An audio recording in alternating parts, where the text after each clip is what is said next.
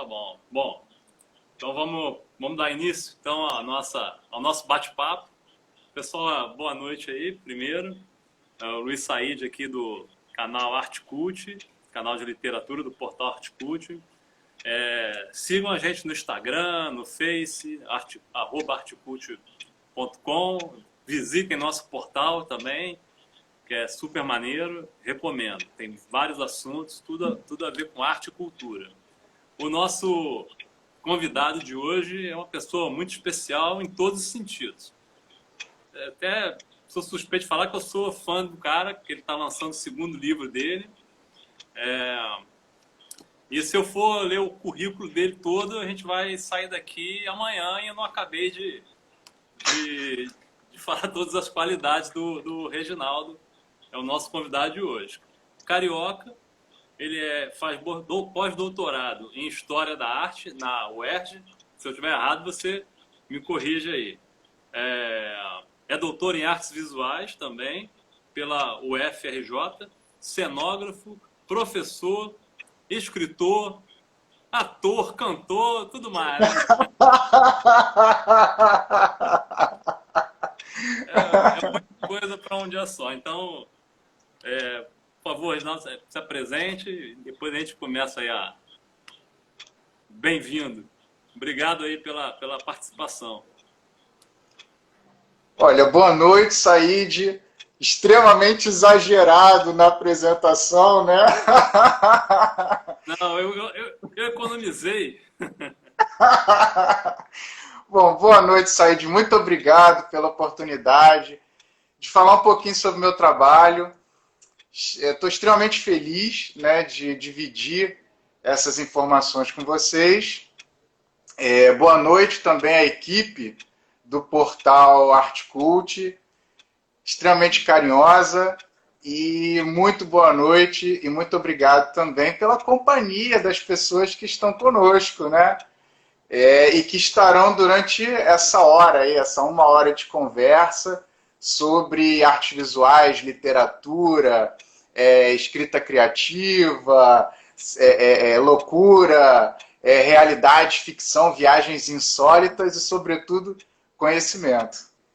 Pois a gente não poderia deixar de começar pela parte de literatura, né? Porque você acabou de lançar o seu segundo livro, que eu tive o prazer aqui de ler em um dia, de tão bom que eu não consegui parar, e eu tive a oportunidade de falar isso com você. Aqui é a Insanidade que nos une, um mergulho na arte de enlouquecer. Mas antes de falar desse livro, eu queria que você comentasse, porque, assim, eu li os seus 2 livros. O primeiro, eu adorei, já comentei ele na coluna do Artcult, que são Os Crimes de Platão. Esse livro tem como é que se diz? Ele é mais policial, é um romance policial. E agora você lançou essa Insanidade que nos une, que foge bem da linha policial. Então, eu queria que você falasse do Crime de Platão primeiro, que para mim foi espetacular, e é o gênero que eu gosto e é o gênero que eu também escrevo. E depois a gente fala do teu lançamento atual, que está aqui já, a Insanidade que nos une. Pode falar um pouquinho dos Crimes de Platão, para o pessoal que não conhece, passar a conhecer, e eu já recomendo, porque também é um livro, está aqui, sensacional também, que prende do início ao fim. Então, o que te levou a esses 2 livros serem assim, tão distintos, né? Um insano e o outro policial. Me fala um pouco aí deles aí. Vamos lá. Então, Said, os 2 livros eles são extremamente diferentes no campo da postura literária, do gênero literário, mas, ao mesmo tempo, eles têm algo que é comum, porque no primeiro livro, Nos Crimes de Platão, eu falo sobre um menino que é portador de psicopatia, né? E no segundo livro, A Insanidade que nos une, eu mergulho na esquizofrenia. Então, ao mesmo tempo que a forma de escrever, né, de criar o roteiro, a narrativa e as personagens serem extremamente diferentes, há semelhanças, há relações entre os dois trabalhos. Os Crimes de Platão, eu lancei em 2019, né? E pela Drago Editorial. E A Insanidade que Nos Une, O Mergulho na Arte Enlouquecer, eu publiquei no final do ano passado, né? Num período difícil para nós da pandemia, mas um período muito importante das artes, porque as artes foram, de suas diferentes linguagens, elas foram as companheiras, né, das pessoas que estavam em isolamento, né, ainda continuam nesse distanciamento social. Então a literatura, o cinema com as lives, né, essa relação toda foi a companhia das pessoas. Então, eu estou vendo aqui vários alunos, ex-alunos da universidade. Um beijão para todos, colegas de trabalho, professores. Isso me deixa muito feliz, né, de rever todo esse pessoal. Então, Os Crimes de Platão, eu demorei 3 anos escrevendo esse livro, mas tem uma curiosidade. Porque a gente fala, eu levei 3 anos escrevendo, mas a gente não conta todo o período de pesquisa, de elaboração, que aí a gente não dorme direito, porque fica conversando com os personagens, acorda de madrugada. Então, demorou um pouquinho mais, né? Já a Insanidade, por ser uma proposta extremamente diferente do primeiro, ele tem uma postura de narrativa, né, uma retórica extremamente ágil. Então, assim como ele é ágil, a escrita também foi mais rápida. Então, foi 1 ano e meio só escrevendo, mas teve também o período de pesquisa, né? Oi. Não, só para falar uma coisa dos Crimes de Platão, que tem um detalhe, né? Que você faz um mergulho bem profundo na arte. Porque você tem vários locais, né? Por exemplo, o Mosteiro de São Bento, né, que você comenta no livro, né? Então, até a gente conversando uma vez, você falou que muita gente compara o teu livro ao do Dan Brown, né? Porque realmente você vai passando por, principalmente no Crime de Platão, né? Você passou por várias esculturas, quadros, comenta. Então, isso também é muito interessante no livro. Você conseguiu colocar essa coisa real, né, numa ficção bem elaborada na trama policial. É só esse detalhe, mas continua. Então, foi bom você lembrar desse ponto. Por quê?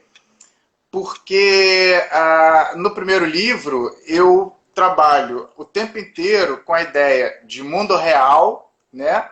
A questão da história das religiões, das artes visuais, os edifícios, né, históricos, sejam a igreja ou edifício extremamente contemporâneo, mas reais, né? Eles existem mesmo, não são ficção, documentação de época.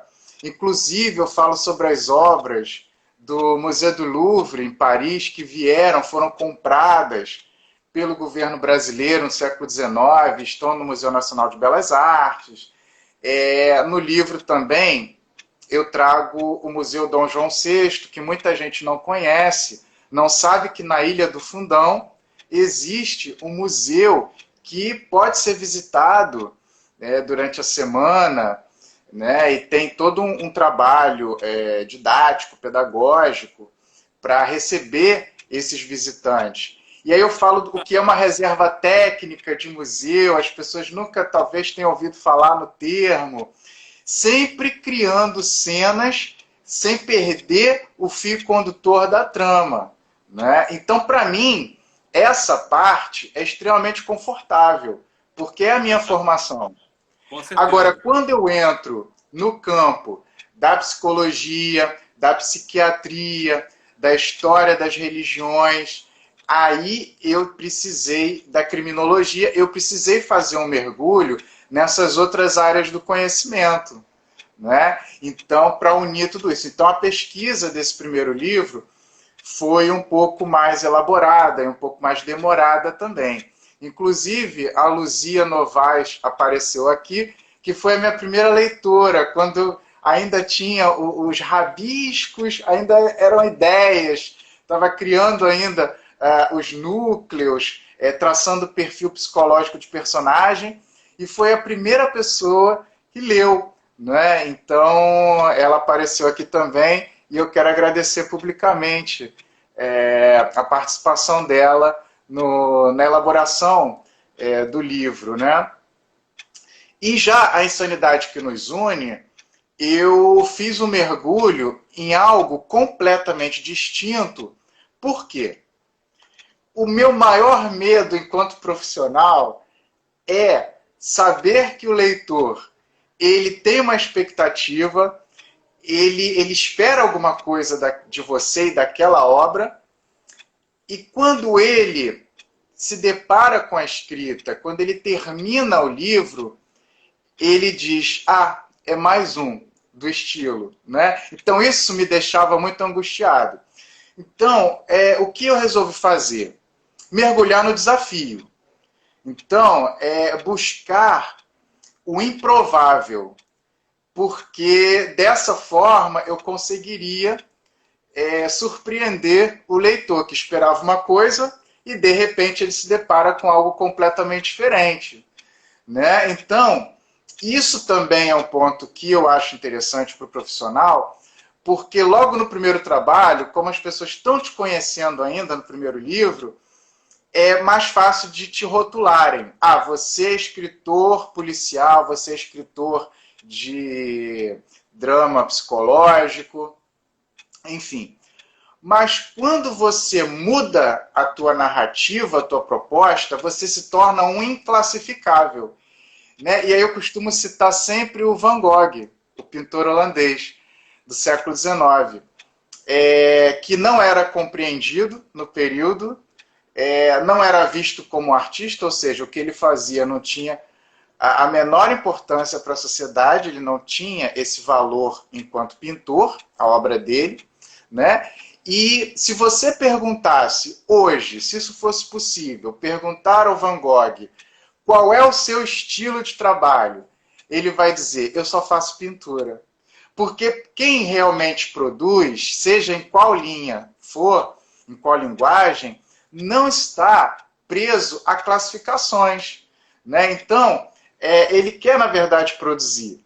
Então, esse era o meu maior desafio, ser inclassificável, surpreender as pessoas que tenham acesso às obras, aos 2 livros, né?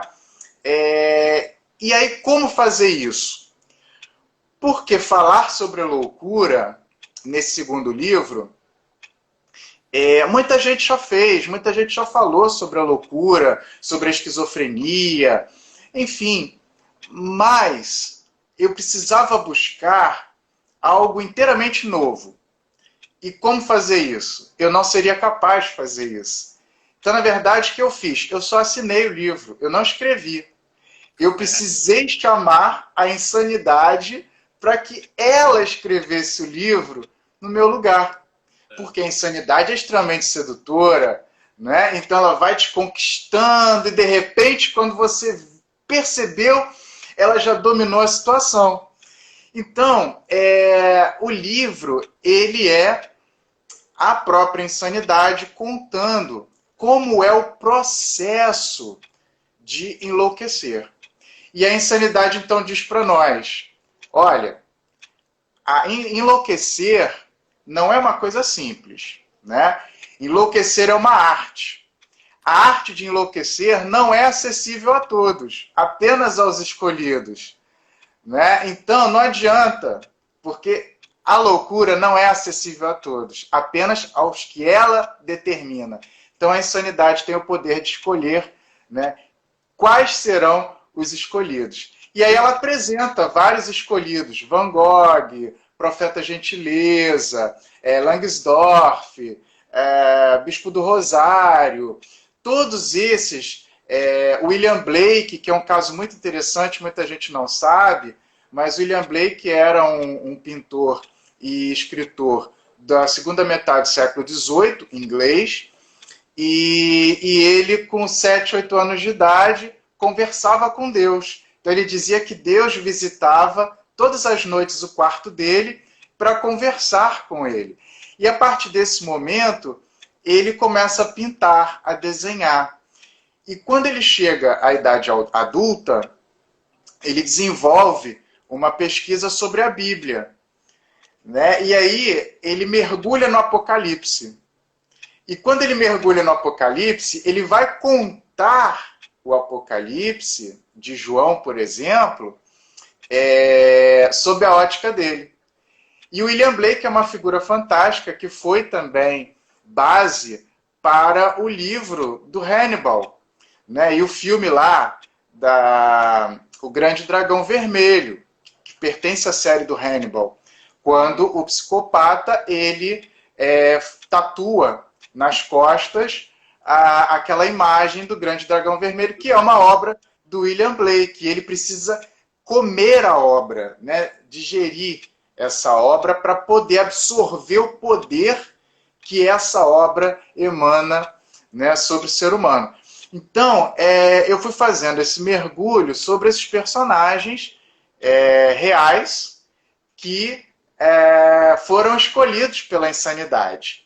E depois eu começo a contar a história de dois, quer dizer, eu não, a insanidade, a contar a história de dois personagens, a Nora, que é uma escritora de ficção aqui do Rio de Janeiro, e o arquiteto mineiro,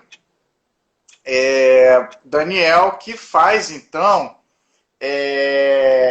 são duas histórias paralelas, que a insanidade conta, e em um determinado momento ela une os dois.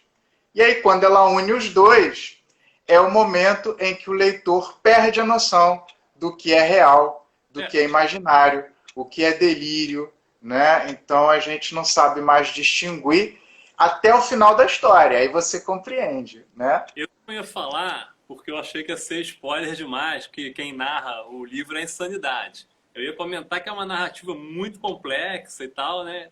Mas não ia deixar a cargo do leitor descobrir que quem narra é a insanidade. Mas como você já falou, bom, o que acontece? A Nora, que é o personagem que você criou, né, é excelente. Eu acho que quando eu estava no meio do livro, eu acho que eu te mandei um zap, falei, cara, essa Nora é fantástica, é um personagem muito complexo e em determinados momentos do livro que você está falando, é verdade, eu fiquei assim, cara, o que é real, o que é ficção agora? Eu olhei para minha mão assim e falei assim, meu Deus do céu, será que isso aqui é real, não é? Porque realmente eu fiquei meio tonto. E a narrativa de um livro para o outro é totalmente diferente, parece pessoas distintas que escreveram. Você conseguiu mudar completamente a forma de narrar dos crimes de Platão para Insanidade, né? E eu fiquei, assim, admirado, gostei demais e eu tive essa mesma sensação no Insanidade. Pô, o que é real e o que é ficção? E a Nora é especial, né? A Nora a gente depois conversa. É muito boa. Então, a Nora, na verdade, a insanidade apresenta esses dois escolhidos, né? Depois dela falar de vários, então, a história será desses dois. E ela mostra pra gente essa arte de enlouquecer desses dois escolhidos. E aí o interessante é que ela mostra os hábitos peculiares desses dois personagens de uma forma muito natural. Mas esses dois personagens, eles fogem do nosso padrão, né, da ideia de padrão social. E aí é que está o X da questão, né, porque num determinado momento a insanidade ela aconselha esse escolhido, que é o arquiteto. Ele está em profundo desespero e aí ele se questiona sobre o que ele faz, se é loucura, se ele realmente é louco, e o que é ser louco. E aí a insanidade responde, né, de uma forma extremamente poética e sensível. Né? Ser louco não é o fim, é apenas o passaporte de uma jornada. E aí o que a gente faz? A gente pega esse passaporte e a gente mergulha nessa viagem ao interior da mente humana, abrindo portas, e cada porta será uma área do cérebro que você, vamos dizer, invade, né? Com permissão da insanidade, Então, cada porta que se abre é uma área do cérebro, mas ao mesmo tempo é um universo completamente diferente. Como se você caísse no abismo e ao mesmo tempo você não estivesse caindo no abismo, e sim subindo uma montanha. Então, começamos a questionar o que é real e o que é delírio febril, o que é incerteza racional, mas, sobretudo, né, a questão de você mergulhar no universo do improvável, do insólito, do desmedido. Nada tem limite. Por quê? Porque a criatividade, a loucura, ela é desmedida, né? Você não mede, não há limite. Tudo é possível. Então, foi o caminho que a insanidade escolheu para contar a história para nós. E você não fugiu também da sua área de atuação, que é a arte, né? Que também no próprio livro tem lá a passagem por Congonhas, né? Onde você tem lá a imagem do profeta Daniel. Então você também não fugiu da sua área de controle, né? Da sua área de conhecimento, que é a arte, né? Também, apesar desse livro insano, ele também tem esse cuidado de também expor, né, a arte, principalmente aqui do Brasil, né? Uhum. Foi muito interessante mesmo. Aconselho. Eu tenho uma característica que eu não sei se você já percebeu, porque quando a gente escreve alguma coisa, a gente procura compreender aquilo e se ver naquela situação. Então, eu penso dessa forma. Eu preciso, se eu escrevo uma cena de emoção, eu preciso me emocionar com aquilo, senão eu não passo verdade. Eu não tenho persuasão, né? Então, eu preciso mergulhar naquele universo, vivenciar aquilo. E quando eu trago o leitor para o meu universo, o universo visual, e os dois livros são extremamente visuais, eu dou o primeiro passo. Olha, a cenografia do ambiente é essa. A igreja é assim, o edifício é assado, é a pintura X, a escultura Y. Mas eu também deixo a liberdade para o leitor dar o próximo passo. Então ele também conclui que tipo de ambientação ele está compreendendo, está visualizando. Na insanidade, isso é muito mais claro, muito mais explícito. Porque quando se cita o menino que fala, ele conversa, né, com a escultura do Aleijadinho, profeta Daniel, que tem o mesmo nome dele, né? É Daniel que conversa com o profeta Daniel. E aí a cidade de Congonhas entra em pânico. Por quê? Onde já se viu uma criança conversar com pedra, né? Então, ele passa a ser a comédia, né? A piada da cidade. E aquilo dói demais para ele, porque quando ele ouve isso, na verdade as pessoas é que não o compreendem. É como Van Gogh, né? As pessoas não compreendiam o universo no qual ele estava inserido.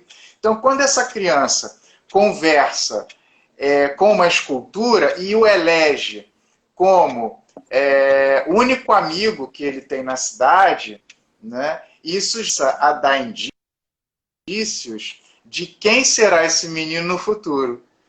Então a insanidade vai mostrando esses flashbacks para nós, para a gente poder entender onde tudo começou, né? Como foi esse processo de enlouquecer.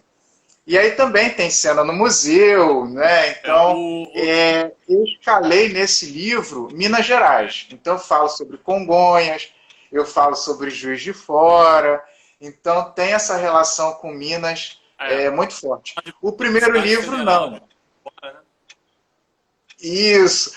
O primeiro livro, eu tenho uma relação muito forte com a França, né? O sul da França, e o Rio de Janeiro. Então faz essa ponte.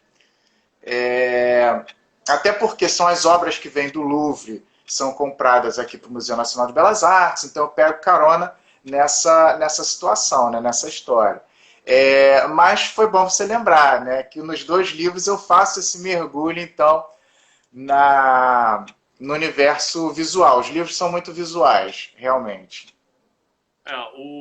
Os 2 livros são pela Drago. Quem tiver interessado é no dragoeditorial.com, né, o portal. E estão lá e assim, recomendo. Agora, eu fiquei sabendo, por alto, que tem um terceiro aí pintando. Você quer falar um pouco sobre ele? Você pode falar um pouco sobre ele? Para quando que você está pretendendo lançar? Uhum. Então, como você é escritor também, então você vive esse mesmo universo que eu.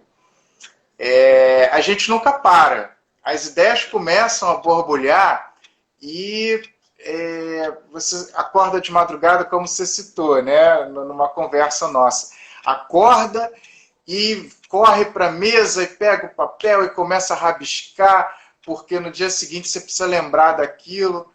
Né? Então, a gente nunca para. E eu costumo ler tudo. Até papelzinho que me entregam na rua, eu leio, porque tudo é fonte de pesquisa. Né? Você pode criar de uma determinada frase um personagem, uma forma de andar de alguém, de falar.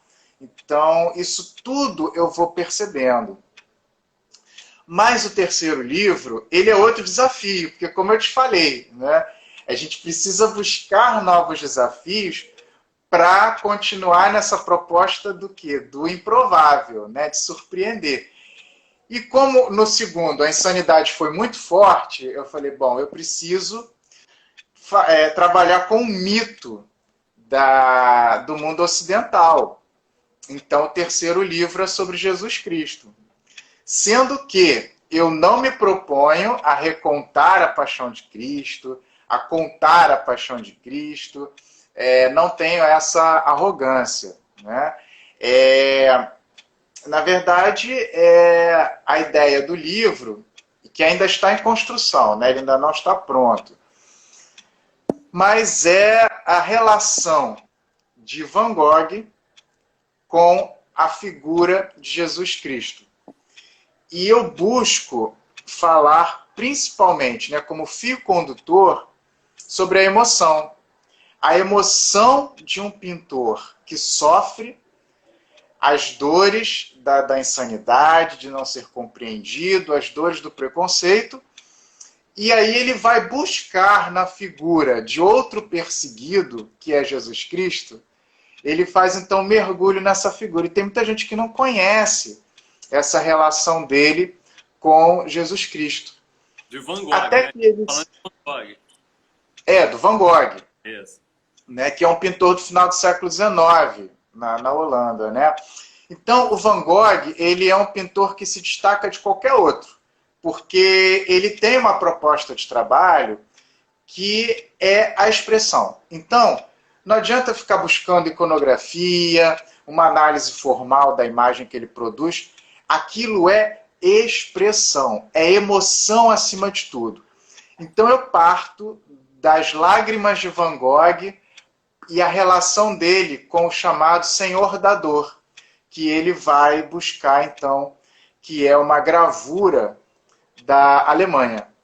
E aí eu começo a traçar essa trama, essa narrativa, de outro livro que é extremamente visual, né? Até que eu chego, então já tenho o título. Eu posso falar o título? Pode, fica à vontade. Posso?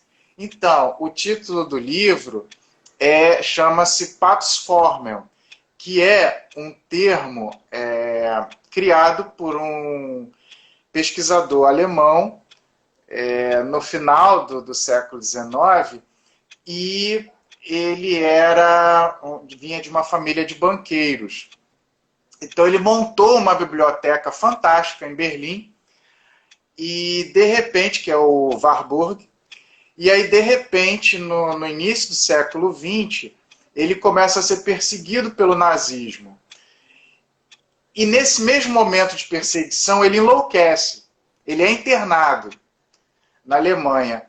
E nessa biblioteca ele forma um grupo de pesquisa. Então, esses pesquisadores se deparam com uma nova realidade. O que fazer com essa biblioteca antes que os nazistas queimem tudo? Eles pegam essa biblioteca e transportam para Londres, para a Inglaterra. E aí, essa biblioteca, que se transforma no Instituto Warburg, em Londres, é a maior escola que a gente tem de formação de historiadores da arte, de pessoas, de profissionais que trabalham com a leitura de imagem.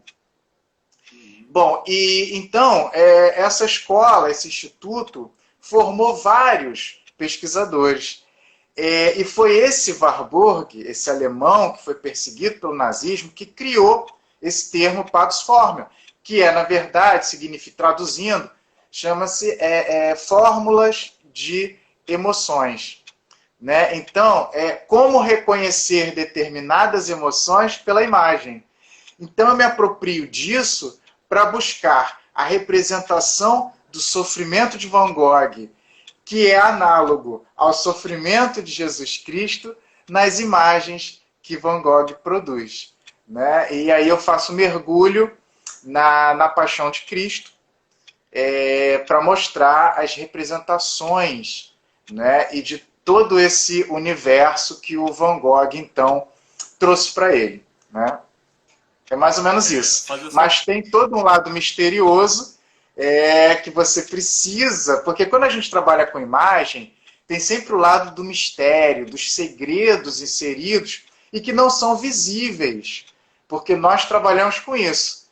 Não é buscar o visível da imagem, e sim o invisível, ou seja, o que está por trás, né? O que é escondido e você precisa buscar. Então isso é o ponto sedutor de você trabalhar com leitura de imagem. É o que eu tento fazer nos livros. E agora eu estou buscando esse outro caminho, né, no terceiro livro. Ligar Van Gogh a Jesus Cristo. Mais um caminho complexo e diferente. Agora, só para citar aqui, tem algumas pessoas que estão falando que a Luzia está falando que é uma aula. Realmente, que não tem como não amar, né? É uma aula que a gente está tendo aqui, a oportunidade. Isso é um privilégio. E tem outros escritores que entraram aqui também, que eu queria só registrar. É um amigo meu, Vec, lá de Minas. O Elias também, lá de Belo Horizonte. E tem também a Ana, a Lúcia aqui do canal Arte Cult também, que entrou aqui, está prestigiando. E um monte de gente elogiando aqui demais você na sua live aqui. Né? Você está realmente dando um show. Isso a gente falou da parte literária. E infelizmente a gente só tem uma hora, né? E o tempo passa rápido quando a gente está se divertindo, né? Então, assim, eu queria que você falasse agora um pouco do seu trabalho com arte. Você até comentou comigo que você estava fazendo uma pós, alguma coisa, pesquisando a arte lá do Vaticano. Fala um pouquinho pra gente aí sobre isso aí, que é super interessante também. Então, a minha graduação foi em cenografia. Então, eu sou cenógrafo, me formei pela Escola de Belas Artes, aqui da Universidade Federal do Rio de Janeiro, e depois eu fui trabalhar com cenografia em vários campos, carnaval, ópera, balé, criando cenários e desenvolvendo pesquisas, cinema, e depois eu fui fazer o mestrado e o doutorado nessa área de História da Arte, artes visuais, né? E aí eu passei um período desenvolvendo uma pesquisa em Paris, na Sorbonne. E, na verdade, era uma pesquisa conjunta entre a Sorbonne, na França, e a Universidade Católica de Louvain, na Bélgica. Então, eu fiquei um tempinho em cada lugar, né? Pesquisando representações da esquizofrenia. E aí eu voltei ao Brasil. Então, eu leciono no ensino superior, comecei em 2006. Né? Já tem um tempinho, né? O tempo passa, né? E a gente não sente. Então, agora eu retornei a uma pesquisa que eu tinha interesse há muito tempo atrás, que é sobre iconografia, também leitura de imagem, de pinturas aqui da Igreja da Candelária, de Nossa Senhora da Candelária, pinturas que foram feitas por um brasileiro no século XIX, em 1883, mas que foram pesquisadas e produzidas em Roma, na Academia de São Lucas. E uma parte da pesquisa foi feita no Museu do Vaticano. Então, por isso, essa junção confusa de instituições na minha pesquisa, mas tudo que é confuso, na verdade, tem um pezinho de racionalidade. Então, só para poder vocês entenderem de onde que sai, né? O Vaticano, sai Roma e sai o ERJ, que é onde eu desenvolvo a pesquisa de pós-doutorado, né? Mas essa questão também da cenografia, eu recebi um convite agora de um pesquisador de doutorado da Fundação Getúlio Vargas, que é o Hélio Ricardo Rainho, e ele é jornalista, crítico ele é ator, diretor e analista de desfiles de escola de samba. Então já trabalha há muito tempo com isso. E ele é um pesquisador. E aí ele me convidou para escrever um texto que será publicado daqui a pouquinho na coluna de um outro profissional, que é o Milton Cunha, o carnavalesco Milton Cunha, que trabalha, eu não sei se eu posso falar aqui, né, da Rede Globo. Pode ser? Então, eles, na verdade, me convidaram para publicar nessa coluna que o Milton Cunha tem, e aí eu fiz um mergulho entre a ideia, né, visões que passaram pela Marquês de Sapucaí de paraísos e infernos, partindo da ideia do Dante, da Divina Comédia, e também fazendo uma relação com uma tese de doutorado que foi publicada em 1959, se não me engano, do professor Sérgio Buarque de Holanda, que é intitulada Visão do Paraíso. Que quem, na verdade, resgatou essa tese de doutorado foi a professora Rosa Magalhães, né, com quem eu trabalhei no Carnaval, e ela desenvolveu alguns trabalhos focando essa visão do paraíso, o Brasil sendo visto na Europa como o paraíso terrestre. Então, eu comecei a fazer esse mergulho para publicar, então, esse artigo, né? E foi bem interessante. Então, eu que era do lado de lá, eu trabalhava com a produção do Carnaval, né? Desenho, pesquisa, projeto e acompanhamento, execução do desfile. Agora, eu estudo desfiles, né? Trabalho de outros profissionais que foram muito importantes para a consolidação, então, desse visual das escolas de samba, né? Então, é mais ou menos isso. Você trabalhou na Imperatriz um tempo também, né? Foi com a Rosa Magalhães. Estou errado? Isso. Nos anos 90, né? Uhum. Então, tem uma relação próxima com... A Rosa Magalhães, ela é uma profissional que tem como fio condutor a pesquisa. Então, ela foi minha professora na Escola de Belas Artes, e então ela formou uma equipe e lá fui eu, né, para a Imperatriz Leopoldinense. E os trabalhos dela têm essa relação muito grande com a pesquisa. E foi com ela que surgiu o meu interesse pela pesquisa. E aí eu fui buscar isso, essa maturidade acadêmica com o mestrado, com o doutorado, né? Uma pesquisa mais acadêmica, né? Mas tudo começou com a Rosa Magalhães, essa relação com a pesquisa, né? Então, ali eu conheci, pude mergulhar em coisas e materiais, em possibilidades com os quais eu nunca tinha imaginado, né, me deparar. Então, obras de artistas, livros raros. Então, isso foi uma grande escola para mim, né? Foi uma grande oportunidade também. Mas eu queria só fazer um agradecimento aqui, se você me permitir, à professora doutora Elizabeth Cristina Cota Mello. Ela escreveu o prefácio do livro, né, A Insanidade que Nos Une.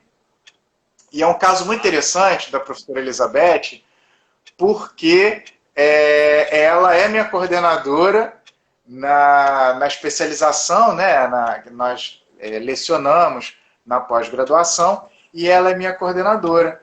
E tem também uma outra coordenadora que passou aqui, que é a professora Márcia Bottini, também. Mas a professora Elizabeth, quando eu a convidei para escrever o prefácio da Insanidade, ela até diz, né, o Reginaldo, ele buscou alguém de artes visuais, mas, no fundo, ele queria dialogar com a psicóloga, né? E justamente isso é interessante, porque como ela tem as duas formações, ela já era pós-doutora em física, né, psicóloga, já com uma longa estrada aí na psicologia analítica, e ela encarou o desafio de ser minha aluna na licenciatura em artes visuais. E eu acho que nesse momento é que ela se deparou com esse personagem bastante insano, né? Então, a partir desse momento, a gente criou uma identidade muito grande. E a professora também, Wanda Viola, que passou num determinado momento aqui, foi minha coordenadora também nessa instituição, né, o Centro Metodista Bennett, né, o Centro Universitário Metodista Bennett, no Flamengo. Então, a professora Wanda Viola, ela me apresentou esse universo da arte-terapia, a relação da história da arte, das artes visuais, com esse processo terapêutico. Então, uma coisa foi levando a outra, e quando eu vi, eu já estava mergulhado nesse processo da relação, então, imagem e insanidade, esquizofrenia, né? Então, eu queria fazer um agradecimento de coração a essas professoras, coordenadoras, pesquisadoras, porque elas foram o meu início nesse universo da insanidade, né? Tem até um trecho aqui do teu livro que, se eu falar aqui, todos nós nascemos loucos, alguns permanecem, né? Isso é uma frase do Samuel Beckett. Foi bom você lembrar dele, porque eu esqueci dele. O Samuel Beckett, ele é uma das principais fontes de pesquisa desse livro, A Insanidade que Nos Une. Porque o Beckett, ele é um membro do Teatro do Absurdo, na França. Então, ele tem uma pesquisa muito interessante. O Teatro do Absurdo, só para as pessoas entenderem, ele é paralelo, né, ele é contemporâneo ao período histórico do surrealismo nas artes, né, na primeira metade do século XX. Então, Samuel Beckett, ele escreve, por exemplo, Esperando Godot. E eu fiz um mergulho nessa peça dele para poder ter uma referência dos diálogos desconexos que ele cria e eu poder criar os meus numa determinada cena que a personagem, então, conversa com a insanidade, né? Uma das escolhidas. E aí eu mergulhei também no universo de dois artistas do surrealismo, o René Magritte e o Salvador Dalí, para criar também esse universo visual, essa cenografia do livro. Como seria o mundo da insanidade? Porque ela nos convida a mergulhar nesse universo. E o livro trata de dois universos paralelos, o real e o universo da fantasia, do imaginário da insanidade. Então eu precisava deixar claro como é esse universo. E aí eu fui buscar nas pinturas desses dois artistas, né? E também na literatura. Então mergulhei na história do Fidalgo, né, Dom Quixote, do Miguel de Cervantes, para criar o universo da escritora Nora. Porque são os personagens com os quais ela dialoga, que é o Dom Quixote e Alice no País das Maravilhas. Então,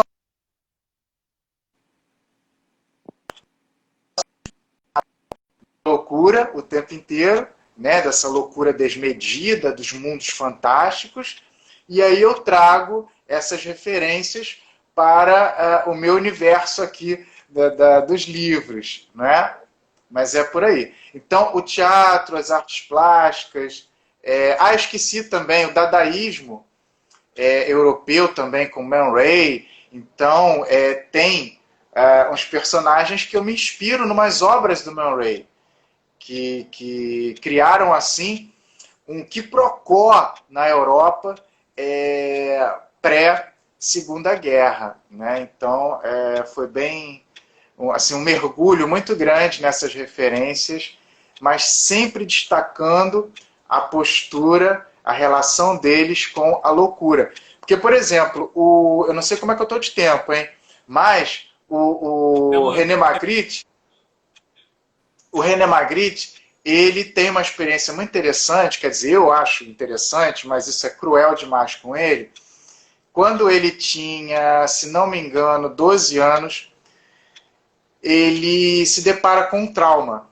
Então, em vários livros, aqui, vários personagens, né, a gente tem demonstrações de pessoas que não sabem lidar, não conseguem lidar com o seu passado, com a infância, porque tem esses traumas que lhe acompanham, né, durante toda a vida. E o René Magritte, ele vai produzir essas pinturas do surrealismo justamente por um trauma que ele sofreu na infância, né, no início da adolescência, quando ele é chamado em casa para reconhecer um corpo. E aí ele vai até a beira do rio, né, para poder reconhecer o corpo de uma mulher, que era a mãe dele, que tinha morrido afogada. Só que quando ele chega, ele se depara com um corpo feminino, com o rosto coberto por um tecido branco. Essa anulação da identidade. Ele se apropria dessa imagem, que é tão marcante, que virou um fantasma na vida dele.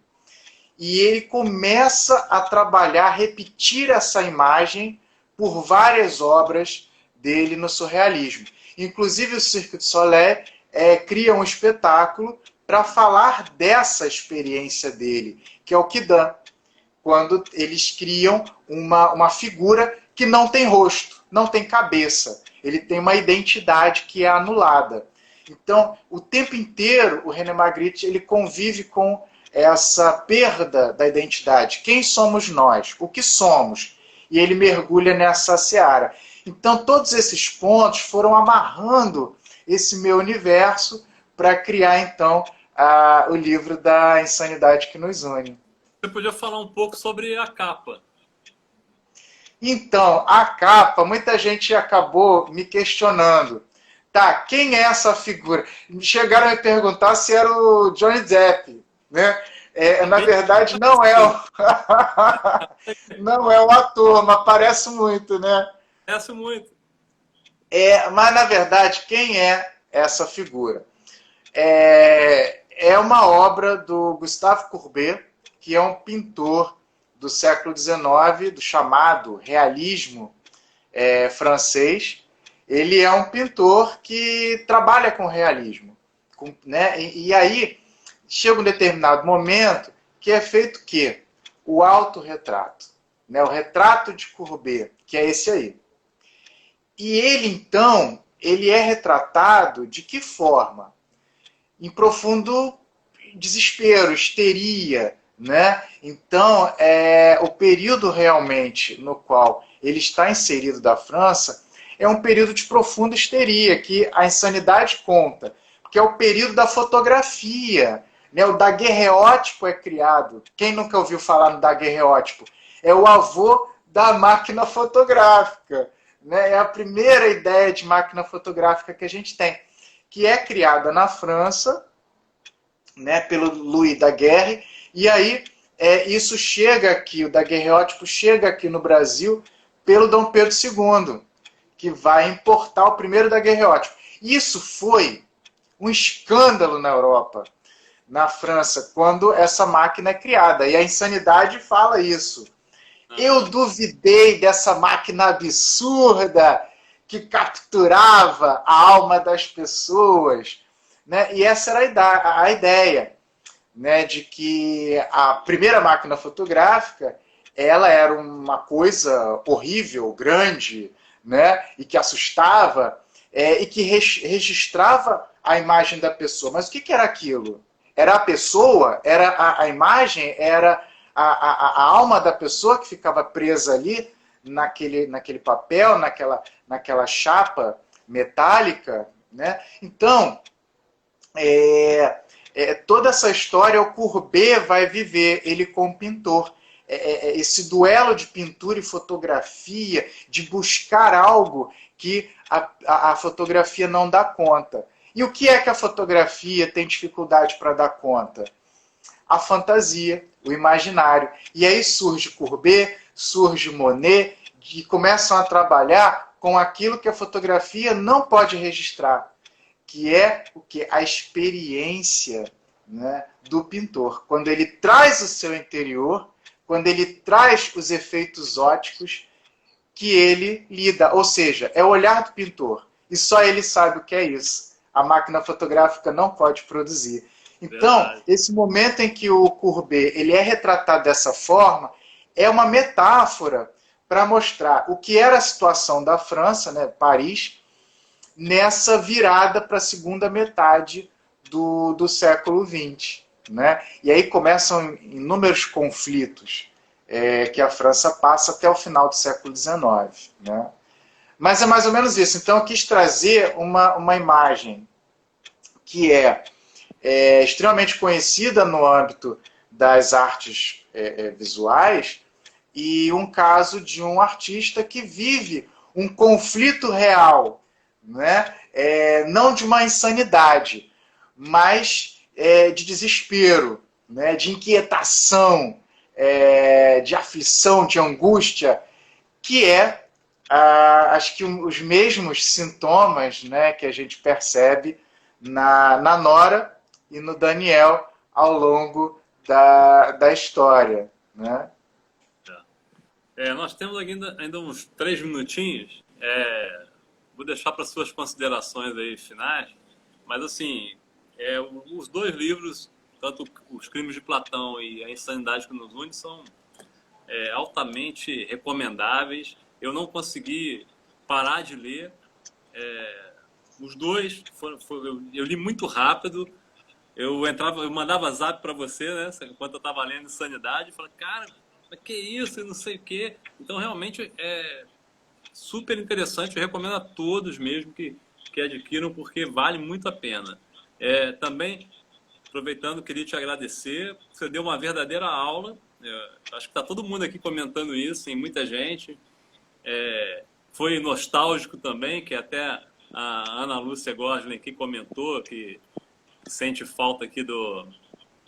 Alguém falou da minha blusa aqui. Pô, a blusa é do Batman.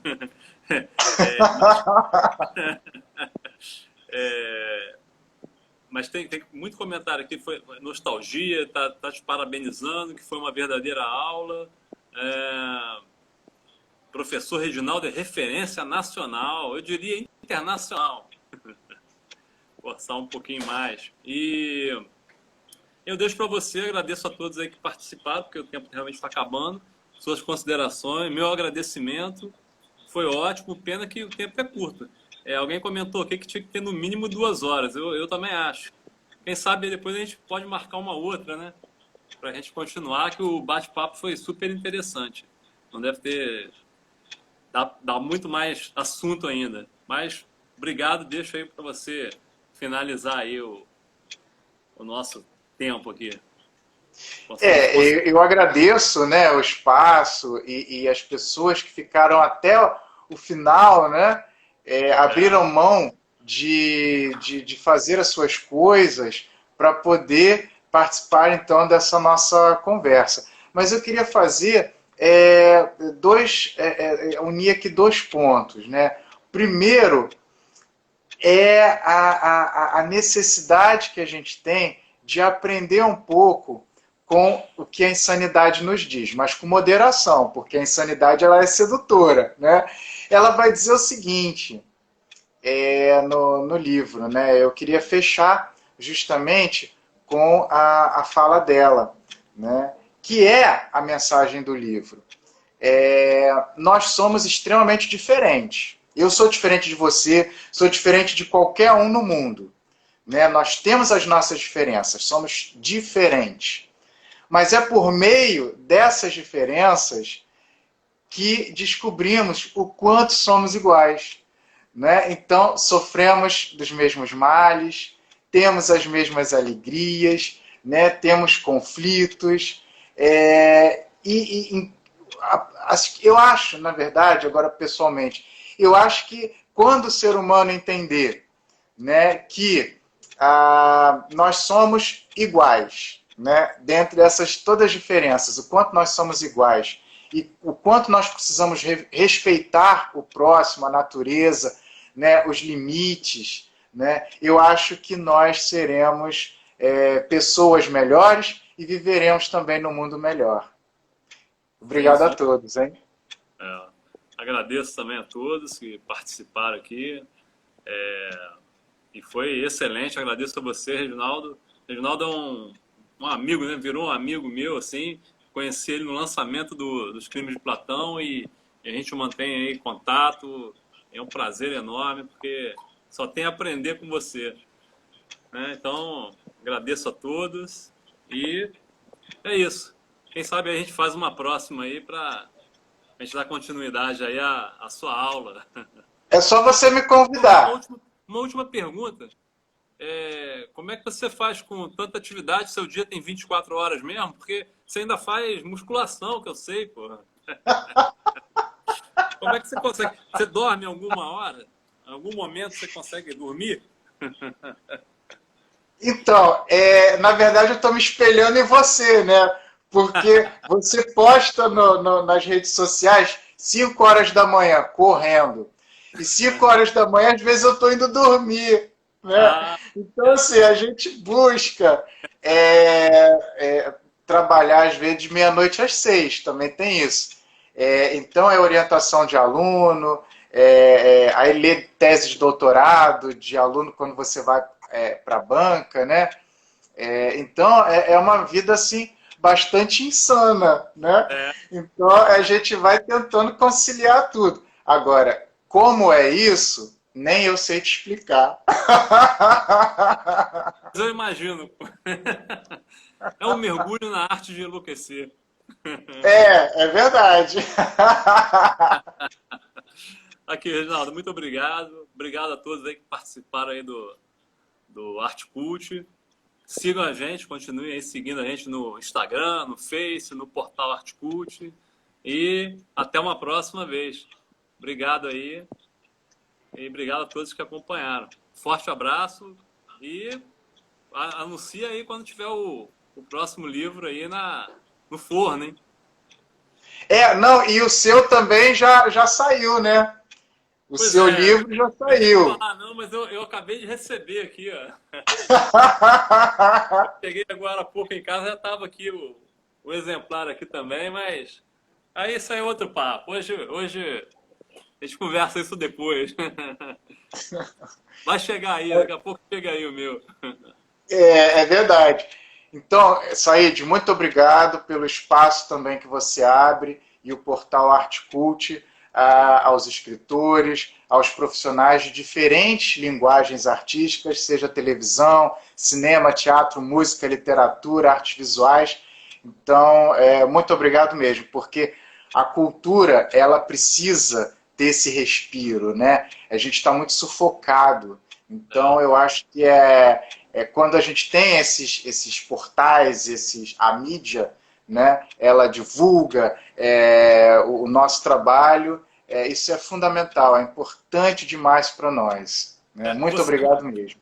você já é sócio aqui do Arte Cult, que você participou da campanha, até que a Ana Lúcia Gosney, que está com a gente aí também, lançou no Arte Cult, que foi a poesia de cada dia, você teve a oportunidade de também postar, né? Ferreira Goulart, Exatamente, que foi também uma coisa muito bacana do Arte Cult, né? Porque foi no meio dessa pandemia, todo mundo em casa, todo mundo né, sem poder sair nada. Então foi uma iniciativa aí da Ana e do Rafael, que foi muito legal, né? Que enganjou um monte de gente aí e você foi um dos que nos brindou, né? Com uma das uma poesia. Então, obrigado, você já é da casa, né? Como diz aí. E Valeu. também os comentários aqui das pessoas que estiveram com a gente foram tão carinhosos, então, nossa, eu ganhei assim o prêmio da loteria, né? Pelo Foi. carinho de todos, né? Não, Isso é realmente, importante. se a gente for ler tudo aqui, mas é realmente. O que eu queria citar que a Ana falou é o paraíso terrestre, saudade do Brasil, de alegria, cor e esperança. Quando você falou do paraíso terrestre, né? Aí ela postou aqui, saudade desse Brasil de alegria, cor e esperança. Enfim, verdade. Um dia isso retornará, né? A gente precisa ter essa esperança, né? Que é a última que morre. É verdade. É isso. Então, mais uma vez, eu agradeço a todos. Uma boa noite, Reginaldo. Obrigado. E a gente vai se Oh, falando. eu que agradeço. Um abraço. Tchau, tchau. Um abração. Obrigadão. Tchau. Tchau, tchau.